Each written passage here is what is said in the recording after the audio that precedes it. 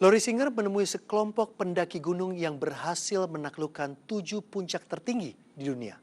Para pendaki ini terdiri dari beragam usia, mulai dari yang muda hingga mereka yang manula. Jeripayah ini bukan sekedar mengejar impian setiap pendaki, tapi juga untuk mengharumkan nama bangsa. Kepada Lori, mereka menceritakan berbagai upaya untuk menaklukkan gunung setinggi 8.000 meter lebih. Sebuah kegagalan tak membuat semangat mereka padam.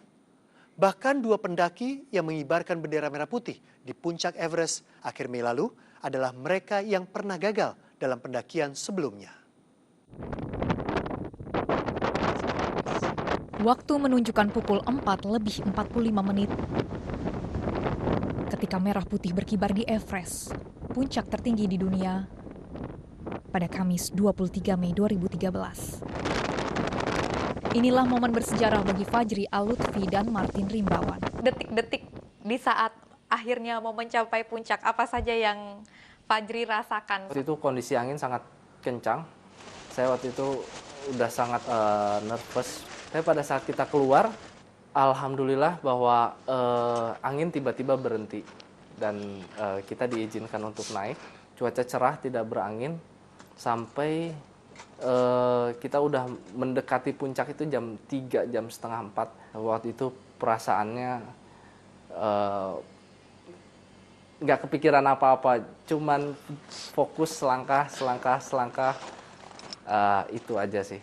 Dan pada saat sampai ke puncaknya, yang bisa saya rasakan waktu itu campur aduk ya perasaannya. Wah. Apa yang pertama kali dilakukan? Berdoa, nyium batunya, atau langsung buka bendera cepat-cepat, atau apa? Saya duduk sebentar, nggak kepikiran apa-apa. Saya udah nggak bisa ngomong ya waktu itu. Udah lelah. Pada menit-menit yang tak terlupakan ini, Martin Rimbawan menikmati puncak Everest hanya dengan satu penglihatan. Ia terkena snowblind, penyakit yang kerap menyerang pendaki di ketinggian lebih dari 6.000 meter. Masalah sunglasses kacamata yang saya tidak gunakan waktu itu. Posisi saya ada di posisi paling depan. Karena waktu di 8.800 di South Summit, itu mata kiri saya nggak bisa lihat. Jadi kamu cuma melihat dengan dengan setengah mata? Iya, saya hanya mengandalkan seperempat untuk bisa summit. Karena saya punya tanggung jawab, bendera harus berkibar. Salah satunya bendera Indonesia, terus saya segera turun.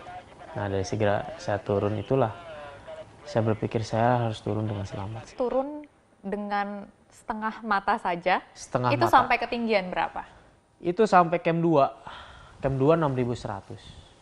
Saya hanya bisa melihat itu cuma setitik mata kanan. Saya udah berpikir, saya udah buta kayaknya, permanen. Apa yang membuat kamu cukup gila untuk bisa turun sampai sekitar 2.000 meter hanya dengan mengandalkan satu titik cahaya yang bisa kamu? Saya ingin hidup.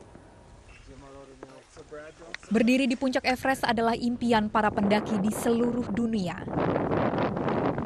terutama bagi anggota ekspedisi Seven Summits. Ada 7 gunung tertinggi di 7 benua yang harus ditaklukkan. Mereka yang berhasil seperti Fajri dan Martin layak menyandang gelar Seven Summiters. Keberhasilan ini dicapai setelah keduanya gagal dalam pendakian tahun 2012 lalu. Waktu itu setelah saya divonis sakit, saya udah down, saya nggak mau lagi mendaki, dan saya udah ibaratnya saya udah gantung tas, saya udah gantung sepatu di pendakian ini. Nah, saat itu saya dapat motivasi dari beberapa senior, membuat saya tuh harus bangkit lagi. Lupakan masa lalu, buka lembaran baru. Kisah Fajri lain lagi. Ketika badai menghalangi perjalanan ke puncak Everest tahun lalu, hanya 1 malam perjalanan menjelang puncak, dia harus mengambil keputusan pahit. Kita menunggu dan berharap agar kecepatan angin turun, tapi ternyata tidak turun-turun juga.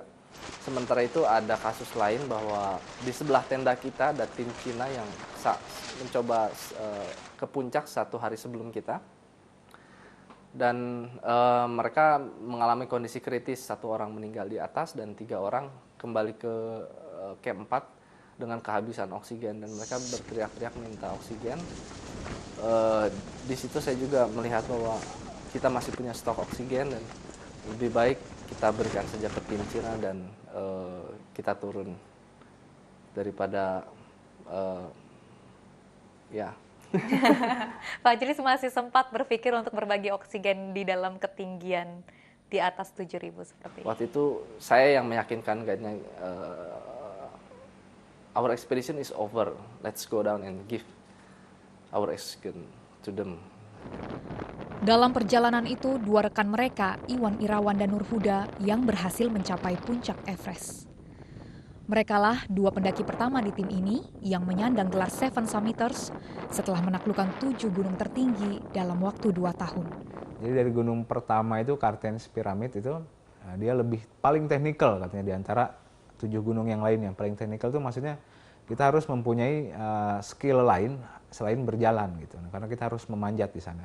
Sementara untuk Kilimanjaro ini dia cukup soft pendakiannya, cukup gentle. Ketantangan Kilimanjaro ketinggian karena dia ketinggiannya udah 6.000. Si Kilimanjaro itu flat. 80% lah flat sampai ke camp terakhir. Selebihnya nanjak sedikit, ini datar lagi. Emosi yang kita hadapi, bagaimana kita menghadapi meredam emosi kita supaya nggak pengen cepat-cepat. Karena ngelihat datar gitu, orang pasti udah kelihatan rubah nih. Tapi nggak nyampe-nyampe. Nah itu yang menjebak. Ketika jalan cepat sampai di sana pasti sujud, headache. Pusing, maksudnya pusing. Langsung pusing. Nah, Oke. itu untuk Elbrus sendiri dia tantangannya itu medan pertama kayaknya ya, medan pertama di Elbrus itu yang hampir seluruhnya salju. Terus selanjutnya Aconcagua, ini Aconcagua lebih ekstrim lagi, dia tantangannya yang paling besar adalah ketinggian sama cuaca. Ketinggiannya 6.900 meter, nah jadi itu gunung tertinggi di luar pegunungan Himalaya. Ketika mendaki Denali, gunung setinggi lebih dari 6.100 meter di Amerika Utara, kondisi inilah yang mereka hadapi.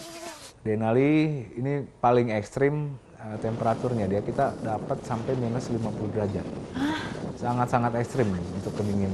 Kalau kita dari Denali ini, biasanya kita kalau mau tidur, ini kita bawa 1 botol air, tuh kita masukkan ke dalam sleeping bag. Nah, itu kan tujuannya kan supaya pagi-pagi kita bisa minum tuh nggak beku. Nah, tapi kalau di Denali ini, air yang di dalam sleeping bag pun masih beku. Nah, terus Vincent Massif, dia tantangannya cuaca nih, karena Antartika sendiri kan cuacanya sangat keras ya. Nah, sementara untuk Everest nih kayaknya semua kesulitan yang saya sebutkan barusan itu ada semua di Everest.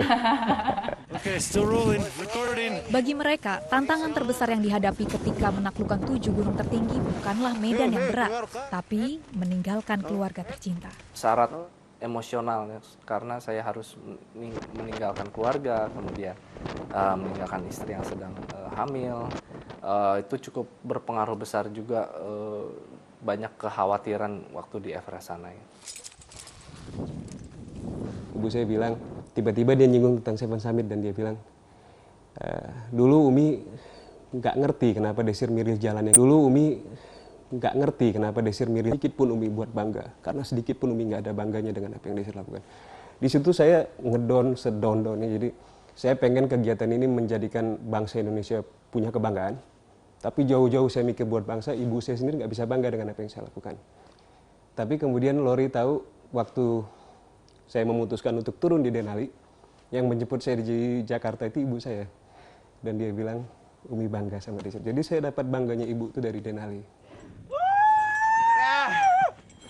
Ardesir adalah ketua tim pendakian dalam ekspedisi Seven Summits. Ia memimpin timnya agar berhasil menginjak ke 7 puncak dunia. Tapi pendarahan lambung menghalanginya ke puncak Everest. Terus terang dari awal itu nggak ada ambisi pribadi sebenarnya. Jadi saat kemudian kita memilih, kenapa sih 7 gunung, 6 orang?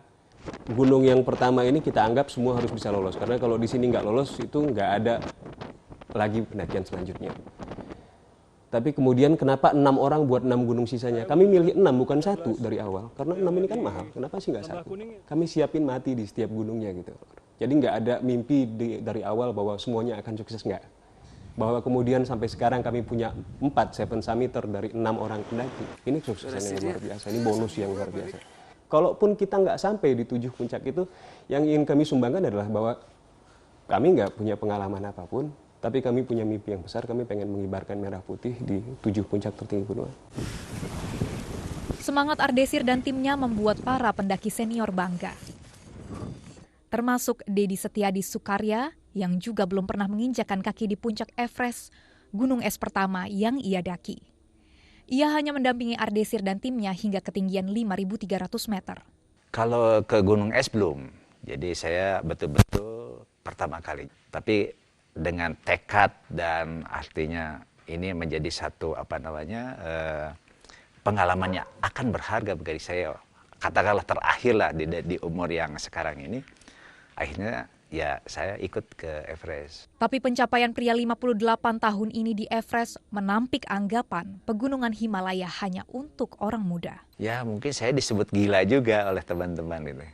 Wah ini kamu ini gila betul. Apa sih yang dicari katanya gitu. Ya saya bilang ini kan namanya juga satu hobi. Kedua jadi kebanggaan bagi diri sendiri. Ketiganya ini kenangan yang tidak akan terlupakan. Kan saya termotivasi oleh Kang Remy yang umurnya sudah 67 tahun. Masa umur yang 67 tahun sudah masih kuat, saya yang masih 58 pada waktu itu kok tidak kuat. Apa yang menyebabkan Kang Remy bisa dikatakan cukup terlalu berani?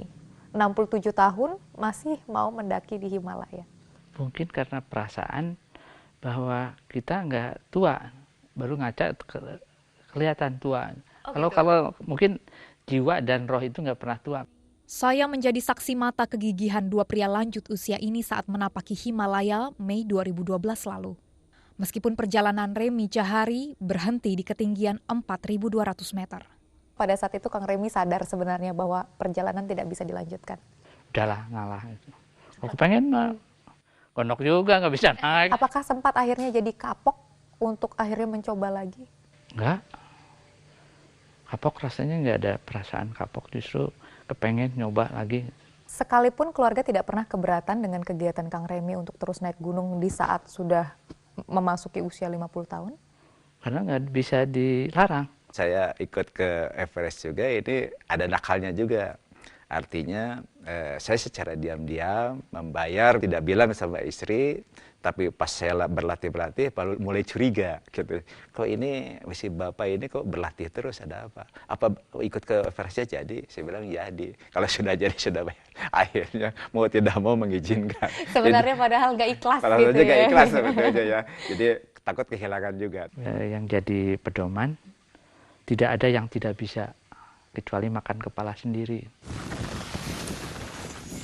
Semangat inilah yang ditularkan para pendaki senior kepada penerus mereka. Para pendaki muda yang berhasil menjejakkan kaki di 7 puncak dunia dalam kondisi serba terbatas. Yang pertama kita hadapin ya, setelah melihat si Seven Summit ini adalah biaya kan. Biaya kita coba hitung-hitungan, waktu itu keluar angka 12 M. Dan itu kan bukan angka yang kecil kan. Untuk kapasitas kita sendiri mungkin ini sangat-sangat berat gitu untuk istilahnya untuk mendatangkan biaya sebanyak itu. Kami mau ekspedisi ke 7 puncak tertinggi di 7 benua, diketawain. Wah katanya, emang lu udah pernah kemana? Saya belum pernah kemana-mana. Kalau ngomong ketinggian saya cuma baru pernah ke Rinjani 3.726. Tiba-tiba ngomong mau ke gunung-gunung tertinggi di 7 benua. Siapapun juga ketawa. Mungkin saya juga sekarang kalau dengar ada yang muda-muda ngomong gitu, ya bilang cuma satu, mungkin kita nggak punya pengalaman, tapi kita ini orang-orang yang serius mau melakukan itu dan kita siap dilatih seperti apapun, itu aja. Keberhasilan Fajri dan Martin menandai berakhirnya ekspedisi Seven Summits. Tapi mimpi mereka belum berakhir. Tapi yang saya pengen tuh sebenarnya bahwa apa yang kami lakukan itu jangan kemudian berhenti di situ. Jangan cuma harus kami doang yang melakukan. Bahwa kami sudah mencapai Everest bukan berarti orang lain nggak perlu mencapainya kan gitu. Mungkin buat seorang sarjana mereka pengen S2, pengen S3, setiap orang itu harus punya Everestnya masing-masing. Dan untuk Ardesir sekarang Everestnya adalah?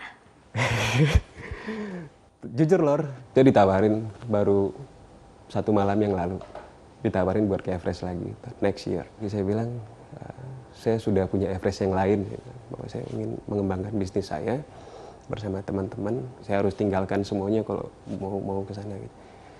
Jadi saya simpen Everest yang itu, nggak tahu buat kapan, tapi saya masih pengen ke sana. Usai sudah 360 kali ini, kita jumpa lagi pada minggu depan di jam yang sama. Saya Putra Nababan, sampai jumpa.